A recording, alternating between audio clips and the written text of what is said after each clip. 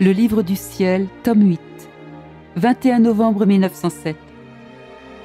L'amour entre le Créateur et ses créatures. Me trouvant dans mon état habituel, je m'unissais à notre Seigneur en fondant mes pensées, mes battements de cœur, mes respirations et tous mes mouvements avec les siens, avec l'intention d'aller vers toutes les créatures pour leur communiquer tout cela. De plus, comme j'étais unie à Jésus dans le jardin des Oliviers, je donnais à chaque créature ainsi qu'aux âmes du purgatoire les gouttes de son sang, ses prières, ses souffrances, et tout le bien qu'il faisait, de telle sorte que tous leurs mouvements, battements de cœur et respiration, soient réparés, purifiés et divinisés. De plus, je distribuais ces souffrances comme remède pour tous. Pendant que je faisais ainsi, Jésus béni me dit en mon intérieur : « Ma fille, par ces intentions, tu me blesses continuellement.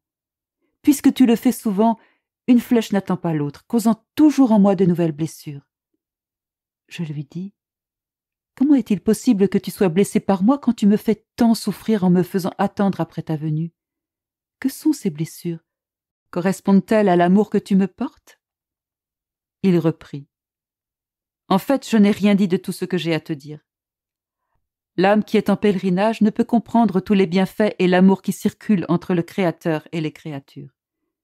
Elle ne peut pas comprendre que ses actions, ses paroles et ses souffrances font partie de ma vie et que seulement en agissant comme toi, elle peut faire du bien à tous. Je te dis seulement que tes pensées, tes battements de cœur, tes mouvements, tes membres et tes souffrances sont autant de lumières qui proviennent de toi.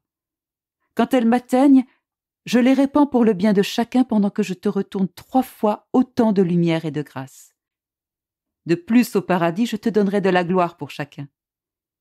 Il suffit que je te dise qu'il y a au paradis une telle union et une telle proximité que le Créateur est l'orgue et la créature le son. Le Créateur le soleil et la créature les rayons. Le Créateur la fleur et la créature le parfum.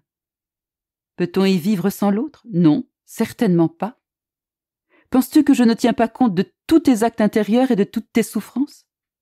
Comment le pourrais-je, puisqu'ils proviennent de moi-même et ne font qu'un avec moi ?